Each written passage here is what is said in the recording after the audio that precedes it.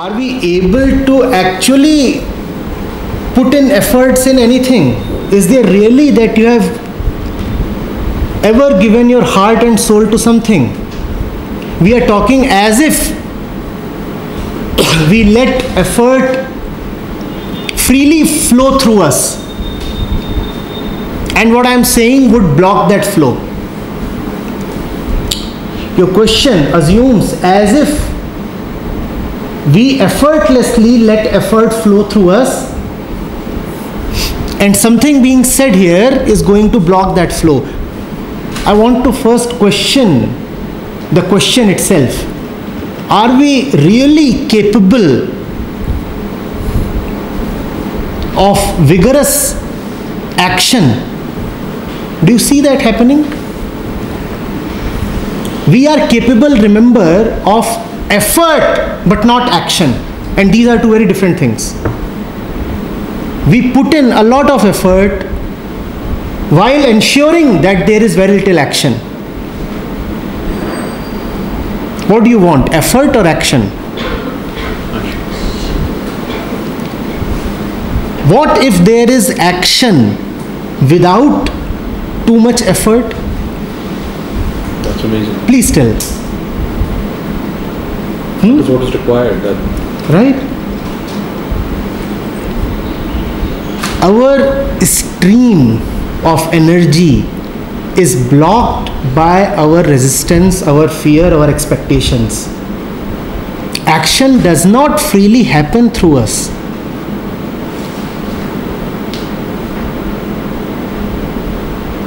The internal fountain is not allowed to express itself freely.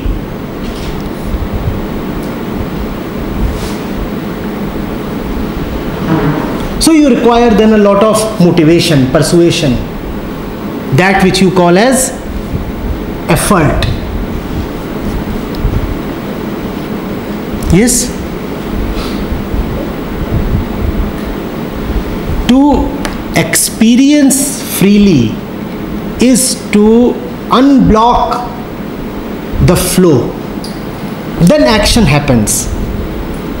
Then the required effort, the right effort that is needed to sustain the action is also there. What we have is mostly wasted effort. Effort that doesn't materialize into anything. Have you not seen people thinking, planning, strategizing, striving, and doing nothing? Does that happen or not? Most of the time, yes. Don't you see how this internal mill keeps moving? Planning. Yes? Where is action? Or do you call this as action? There is not action, there is only headache. In real action, thought is needed only in a healthy quantity. Beyond that, thought is not needed at all. What we have is an excess of thought and very little action.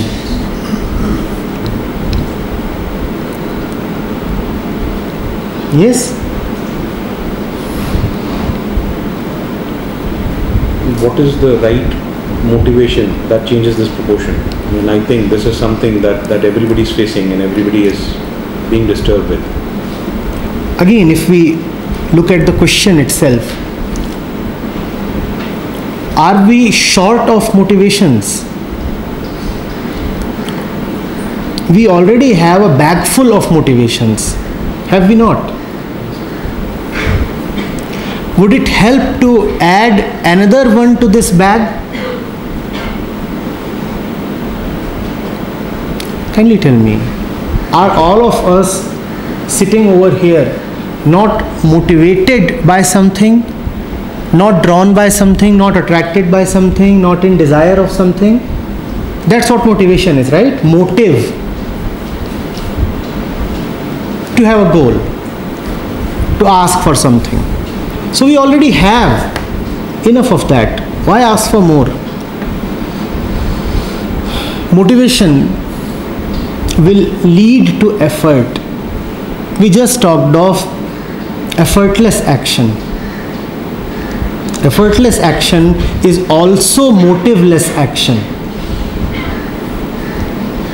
We have known working via motivation. Not only via means motivation comes in between. We have known working because of motivation. Motivation is the engine that powers all our effort. Right? First comes motivation, and then comes planning, and then from there comes whatever little action that comes. Are you getting it? Is that how it happens? First, there is the arousal of desire, and then from there we have the rest of the movement. Yes, the desire is the motivation.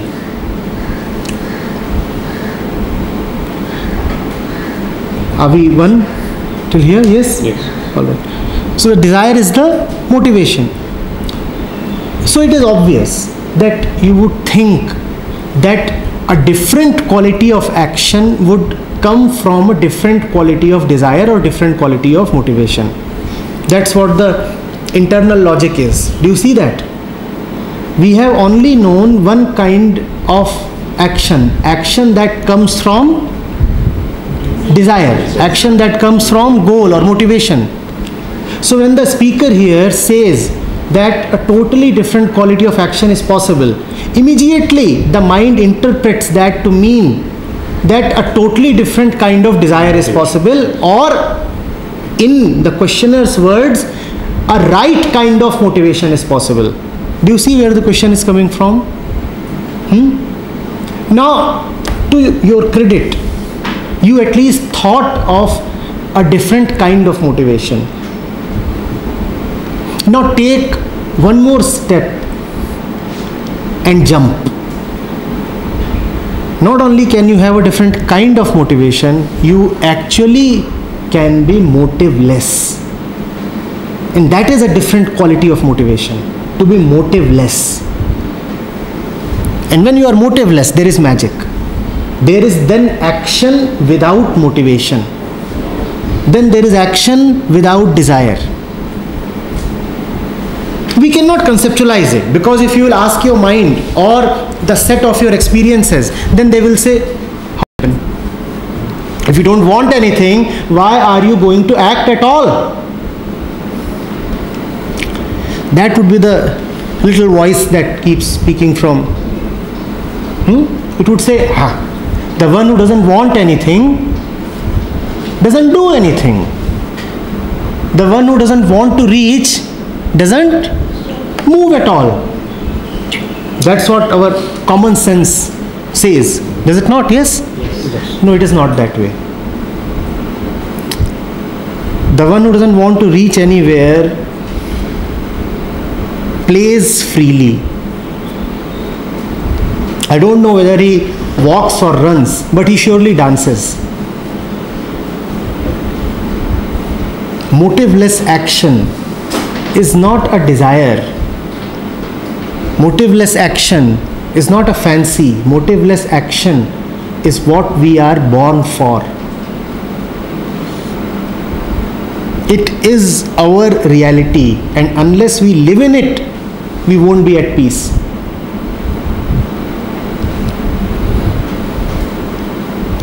Are you getting it? But again, don't try to think about it, because thinking is to be motivated. Do you see the whole process of thinking? Why do we want to think? We want to think to be sure, to be convinced, and that is just another motive. Yes, motive will never convince you that motives are not needed. Thought will never convince you that thoughts are not needed. Thought will never convince you that motives are not needed. At this point, the role of this speaker or any book ends. After this is just your own internal surrender to non-action. After this point, the speaker is helpless. You have to go all by yourself, all alone. I can only tell you what you must not do. I can only tell you what is going to surely fail. But what would help you is something totally internal to you. The speaker has no control over it. The speaker cannot put that in an idea or words, cannot even really communicate it. Even if the intention is there to communicate, it cannot be communicated. So you probably just need to trust.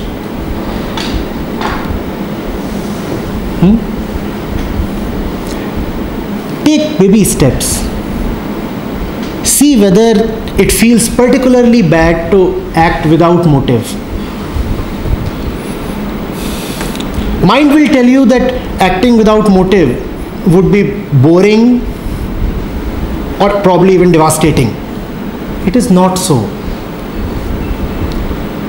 Even as I say this, I know that these words won't convince you. What would convince you is your own sincerity. You have to sincerely go into this. You have to let it happen to you. I can only appeal. Yes, you're saying something. Just as you said, take baby steps. Is baby steps again not thinking and doing? Baby steps is just to convince the mind that no great damage is going to happen. So please don't interfere, don't block. Right? You see, this has to be consulted even for its own dissolution. You cannot oppose the mind and appease it. We all talk of spirituality as a disappearance of the mind, but the mind won't just disappear without its consent. You have to convince it, sit across the table, talk to it,